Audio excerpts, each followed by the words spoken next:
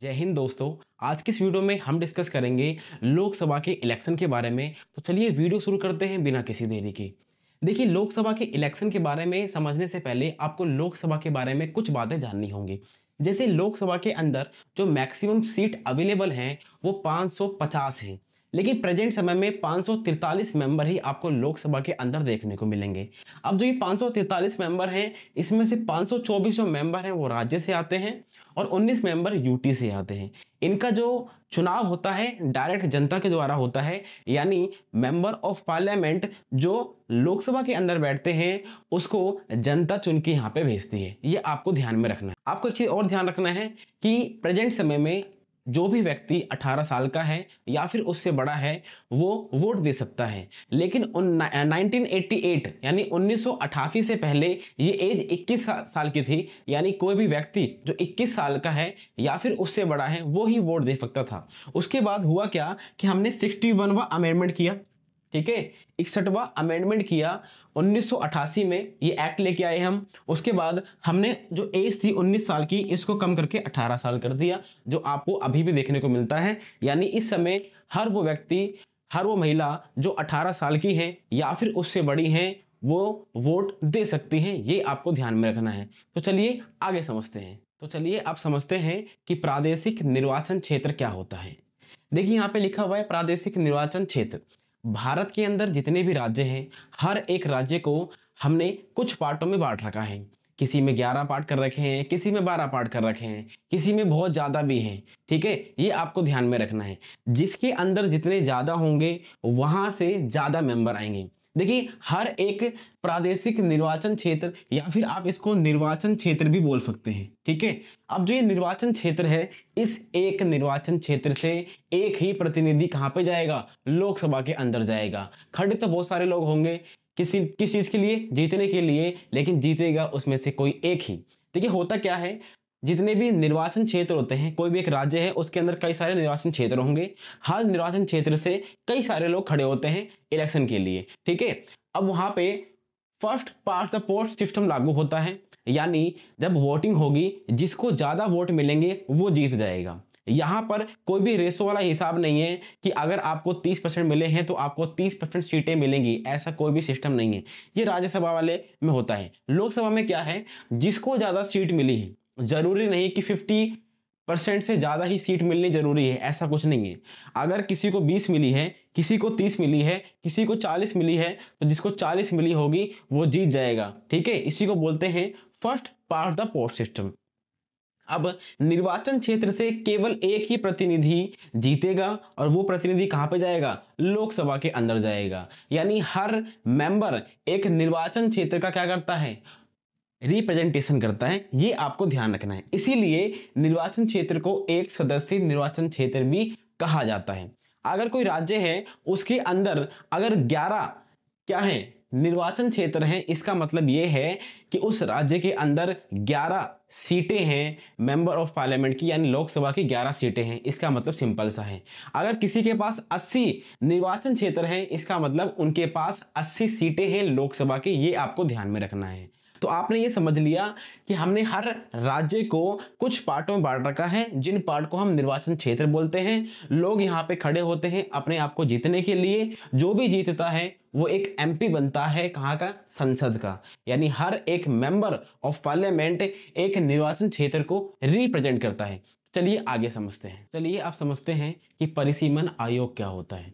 देखिए, हमारा जो संविधान है उसमें ये कहा गया है कि प्रत्येक जनगणना के बाद हमें पुनः समायोजन करना है। यानी हर जनगणना के बाद, आपको पता है कि जनगणना हर 10 साल में होती है, तो हमारे संविधान में ये कहा गया है कि हर जनगणना के बाद हमें परिसीमन आयोग बनाना है और जो हमारे प्रादेशिक जो निर्वाचन क्षेत्र हैं उनको चेंजेस करना है और लोकसभा की सीटों के अंदर भी चेंजेस करना है।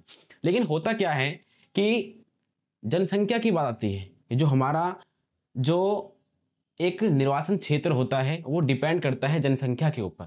जिस राज्य के पास जितनी ज्यादा जनसंख्या होगी वहां पे जो सीटें होंगी वो ज्यादा होंगी।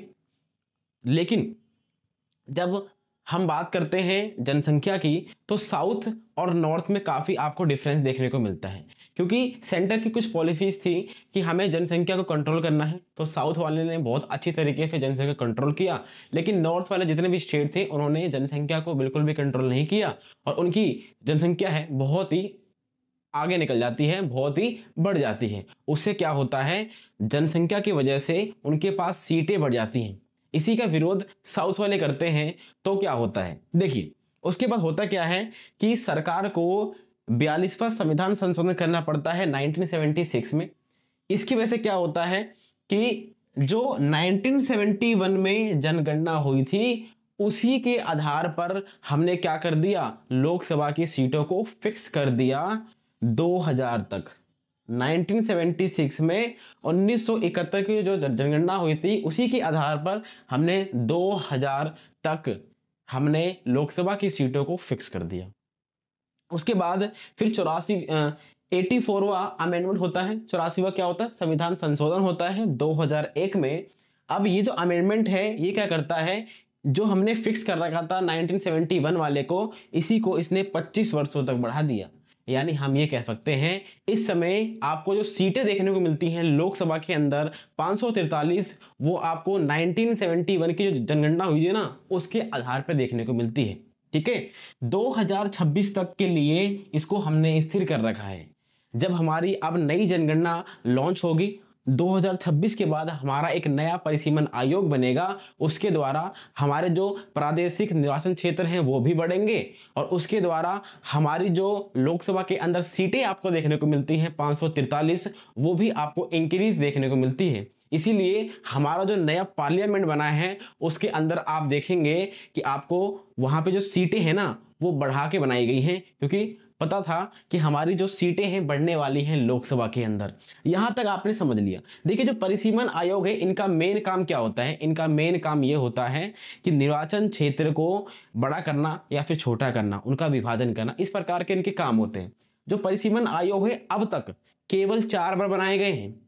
सबसे पहले बनाया गया था 1952 में, फिर 1962 में, 1972 में और 2002 में। अभी तक परिसीमन आयोग सिर्फ 4 बार बनाए गए हैं। अब जब 2026 के बाद परिसीमन आयोग बनेगा, परिसीमन आयोग जब बनेगा जब हमारी जनगणना लॉन्च हो जाएगी। हमारी जनगणना 2021 में ही लॉन्च होनी थी, लेकिन उस समय कोविड आ गया था, कोरोना वायरस आ गया था, इसीलिए उसको स्थगित कर दिया गया था। अब जब भी लॉन्च होगी उसके बाद परिसीमन आयोग बनेगा। ठीक है, तो वो हमारा 5वां परिसीमन आयोग होगा। तो चलिए आगे समझते हैं। तो चलिए अब डिस्कस करते हैं आरक्षण के बारे में, यानी रिजर्वेशन के बारे में। क्या लोकसभा के अंदर किसी को रिजर्वेशन या फिर आरक्षण मिलता है?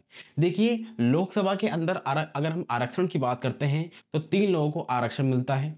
सबसे पहले नंबर पे आते हैं एससी लोग, शेड्यूल कास्ट, फिर एसटी लोग आते हैं, शेड्यूल ट्राइब्स, और फिर वीमेन आते हैं।